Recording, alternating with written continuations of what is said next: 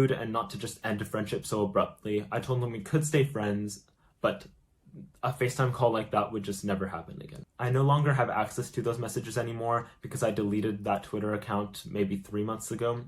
But what I do have is that when my message on text of the sorry eventually delivered and he received it, he messaged me back kind of mocking me because he didn't care about the situation and just made fun of me for making sorry, and obviously didn't think of it as something as serious as I was taking it. After that, we didn't speak for a while, but we did eventually start speaking on Instagram DMs again, and he asked me why I was so okay with the FaceTime call. I told him that the only reason I did it was because of Jorge. Later on into that conversation, he told me about a crush that he had, and I started helping him with it and told him that he should just be honest with them, express his feelings to them, and just be open, and to just do that.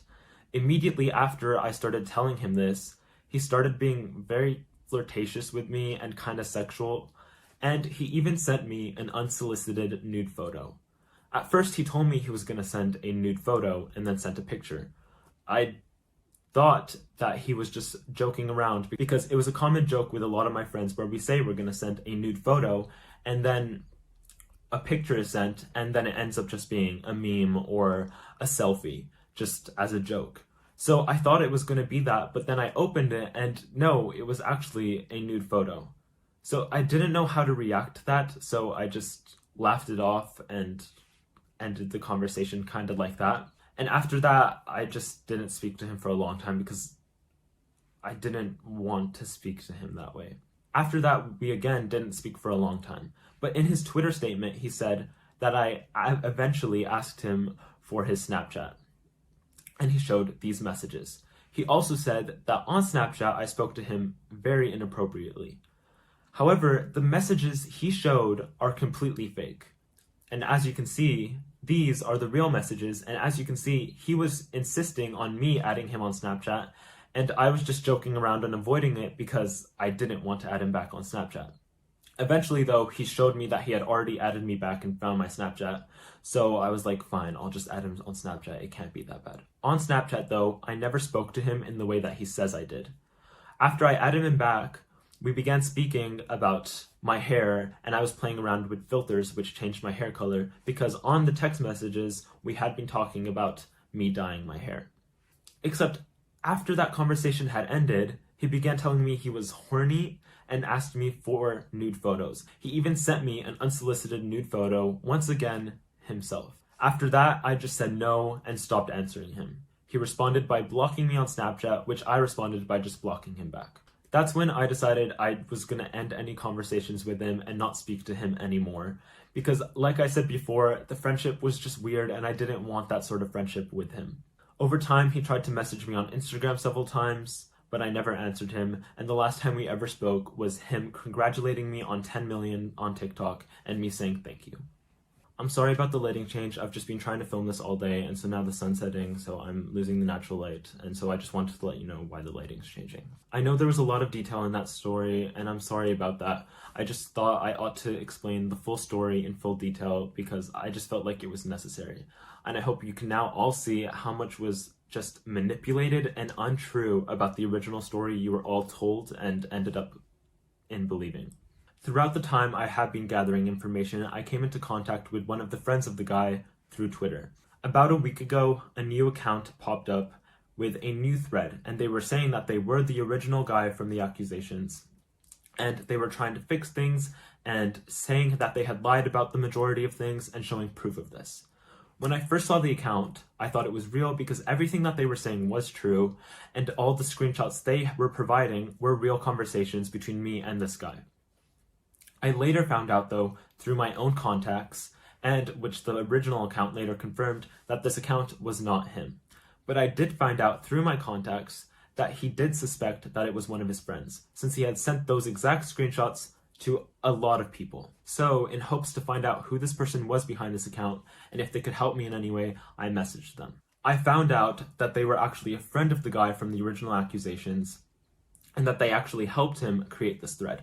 I also learned from them that the guy had not only had them help him, but a bunch of people help him write everything out. I also learned from them that the reason they decided to make things up and make up these accusations was because I had rejected them on Snapchat and was ignoring them. You can see him deciding to do that in these screenshots which were provided to me by the guy, and how he decided he would expose me and therefore also Jorge because I was not speaking to him anymore. I also want to quickly say that this friend gave me proof that they knew him by telling me his name, phone number, and then telling me other details that only he would know. I also realized myself that some of my friends who I've trusted and been friends with for about a year now actually helped this guy spread these lies by tweeting about it and sending messages to fans saying that they were true. I also learned that they were going around telling my other friends that they should not speak to me anymore and unfollow me, and that they would get angry with people if they were still speaking to me. So in that way, I would have no one I could explain myself to, and since everyone was unfollowing me, everyone else would be more convinced by the whole story. When I confronted one of these friends over a call and told them I was looking at legal action or was getting legal advice, they suddenly told me they didn't want to be a part of anything anymore and then blocked me. Honestly, I'm not saying any of this to shift the blame off of me to anyone else or just get rid of any blame at all. I just wanted to be honest with the whole situation and explain what was happening. It's also something I could have never predicted happening, not only because of this guy lying about his age and eventually lying to the whole internet, but also because I never realized how irresponsible I was being. I understand I still took part in something which ended up being wrong. It was my own decision and it should have never happened. I took part in it because, like I said, I felt like if I didn't, I would lose the person I loved. I felt pressured and like I had no other option. I know it's hard for many of you to understand what it's like to be in the situation I was in or feel what I felt, but I can assure you that it is very overwhelming. Either way, I'm not condoning my actions or excusing them because, like I said, even though I did feel obligated, it was my own decision and it was my own decision to take part. I understand it was wrong and, like I said, that it should have never happened. And I've regretted it and felt horribly about it every day since. I should have looked more into this person's age instead of just immediately believing them.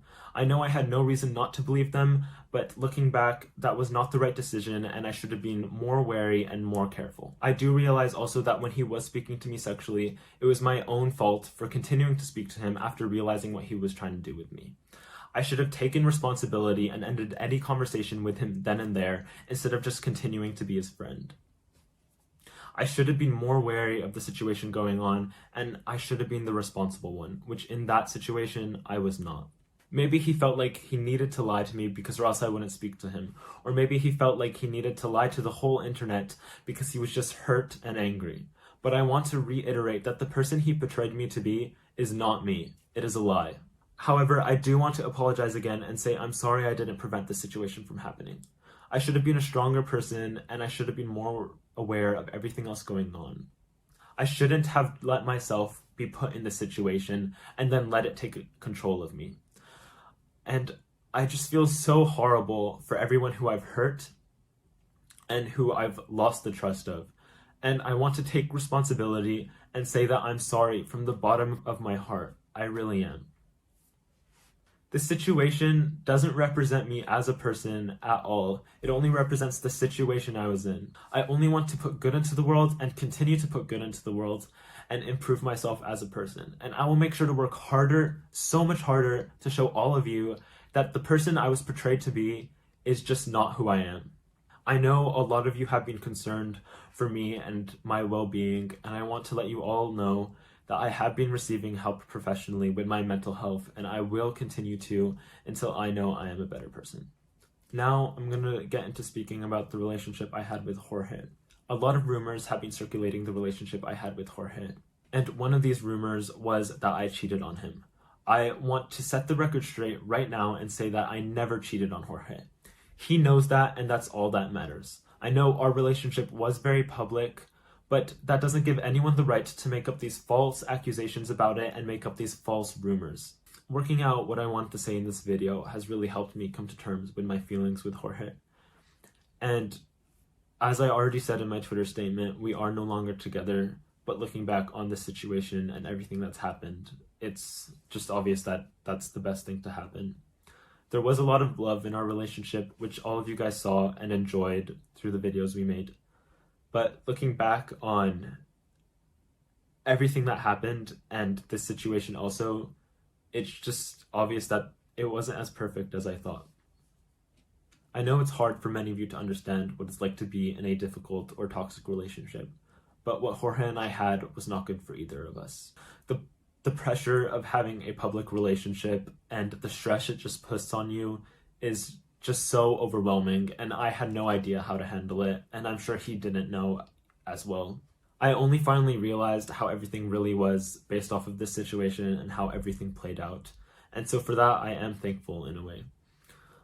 And like I said in my Twitter statement, I do still care about him because I know he has good in him, but he needs to work on himself, and I know that it's best for us to no longer be together and for us to go our separate ways and work on our issues individually. To end this video, I just want to talk about the different ways I plan on improving myself, changing myself, and what I am going to be doing from here on out. In my Twitter statement, I did mention how I have been dealing with a lot mentally in the past and how I did attempt. I have been getting better, but I still have a lot to work on. I've also seen a lot of people who have been saying that I mentioned it to guilt trip people, and I want to clarify right now and say that I would have never used something like that or mentioned something like that just to make people feel bad for me. The only reason I said it was because I felt like I owed everyone after this whole thing some truth and a real explanation for why it took me a couple days to respond and why I wasn't going to be strong enough to film a video straight away. I know a lot of you watching have probably been dealing or are recently struggling with dark thoughts just as I have. And I want to encourage you to check the link in the description and find someone in your country who you can talk to who can help you. I've also been getting, like I said, professional help, and that's really honestly helped me a lot, especially since it's something I've never had in the past. And I want to also encourage anyone who hasn't been getting any help to please go and talk to a professional because it really does help. I will continue to use my platform to spread a good and positive message as I've always tried to do. I will show all of you that I am learning and I am growing, and that, like I said, the person I was portrayed to be in this recent situation is just not who I am. I've already been talking to a lot of organizations and charities who I personally love the work of and who I know can use my platform to benefit them. I've also been taking the time to educate myself and know that after all the negativity that the situation has brought to the internet, that I should take a lot of time to put some good into the world. And I'm incredibly grateful to have the platform to do that. I know a lot of you are probably still disappointed or confused with everything going on, and I wanted to just let you know that please not to send any negativity or hate to the organizations I will be promoting or working with, because they're just trying to make a difference in the world, and I want to help them do that. I also want to remind all of you not to send any hate to not only Jorge, but to anyone else who I've mentioned or referred to in this video, because no one deserves hate. Everyone deserves the opportunity to grow, and I feel like they all can. And I just wanted in this video to be honest and put the truth out there so we can all move on from this, and so that I can move on with this with a positive headspace, not only for myself, but for everyone else as well. I hope you can all take the situation and learn from it just as I have, and know that you should not give in to people just because they're trying to make you do something, especially if you feel like it's wrong. And if you feel like you're being taken advantage of, please stand up for yourself. And if you're not strong enough to do it personally, look for someone who can help you do that.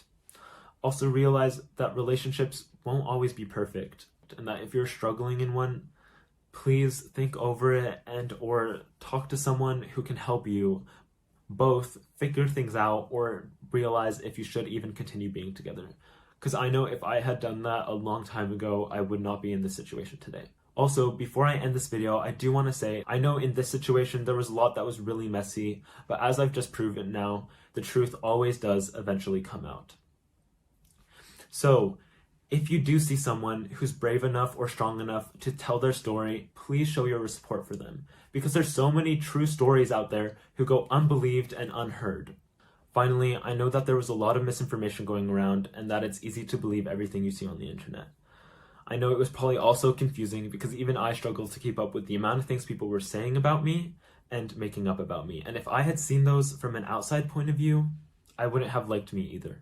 I don't blame any of you for getting convinced by the things you saw and then taking out your frustration on me through videos or comments. But I hope now that I've given you all the explanation that you definitely deserve and that the truth is out there, that you will learn to trust me and continue to see me as I grow and learn and try to better myself as a person. Thank you.